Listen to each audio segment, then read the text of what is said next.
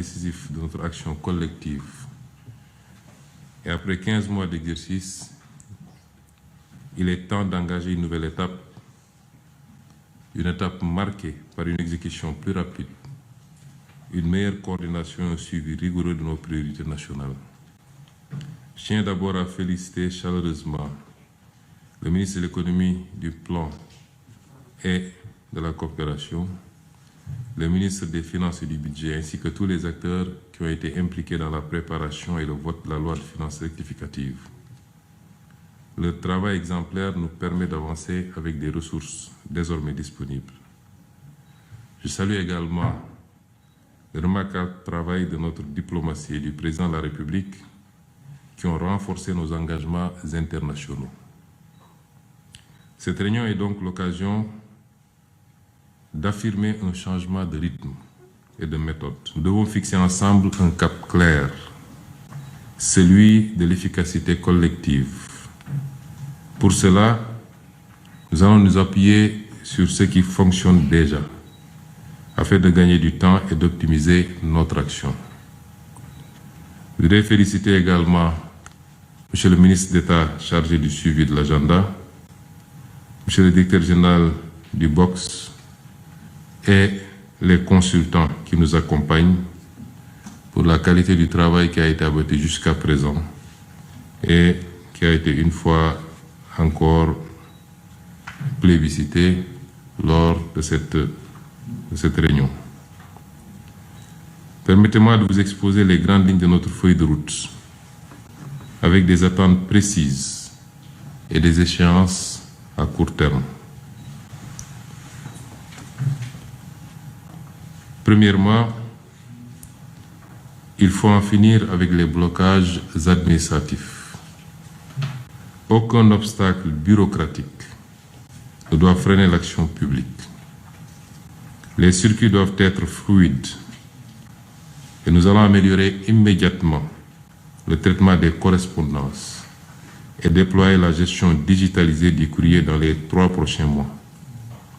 Les courriers sans suite qui bloquent des projets structurants, c'est terminé. Deuxièmement, tous les projets financés en cours doivent être accélérés. La primature, en lien avec le BOX, assurera un suivi rapproché pour garantir leur exécution effective.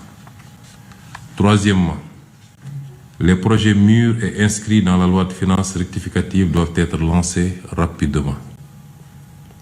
Les démarches nécessaires doivent être engagées dans un délai maximal de 30 jours avec un suivi assuré par la primature.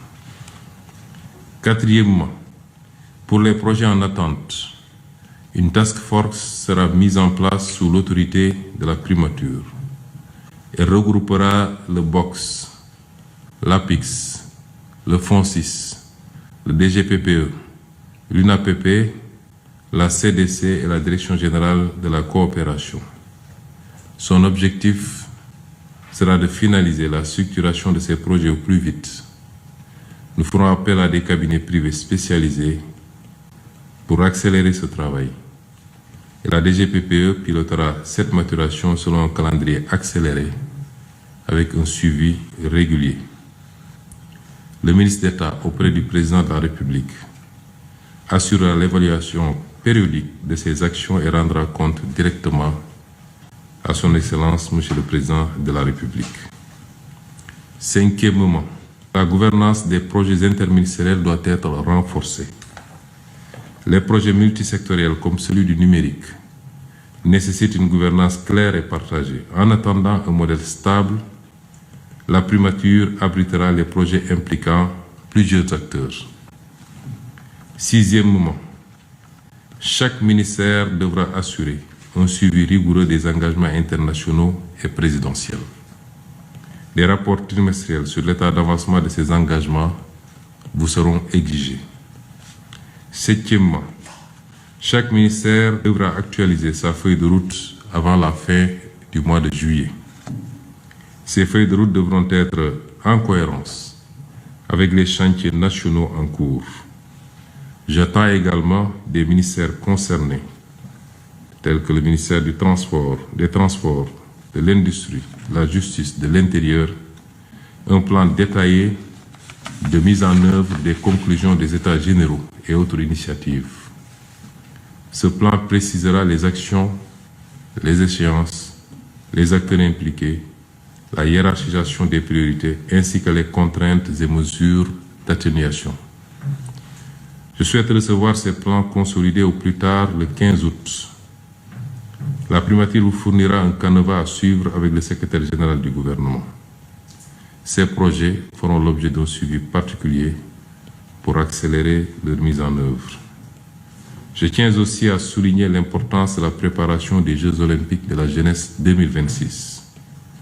Leur organisation doit être rigoureuse et anticipée, car ils représentent un enjeu majeur pour notre pays. Enfin, 8e point, la mobilisation pour le plan de redressement doit être totale.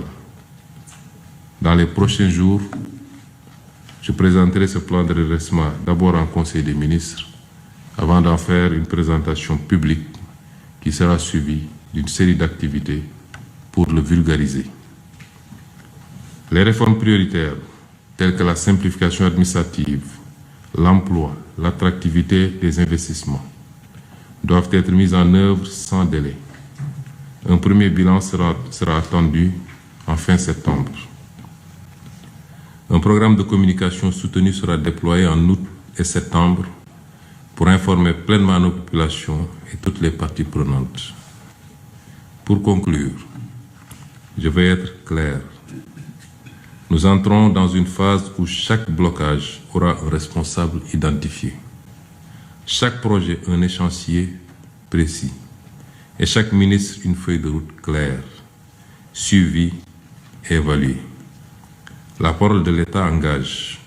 Il faut la traduire en actes avec méthode, exigence et efficacité. Je compte sur vous tous pour relever ces défis collectifs.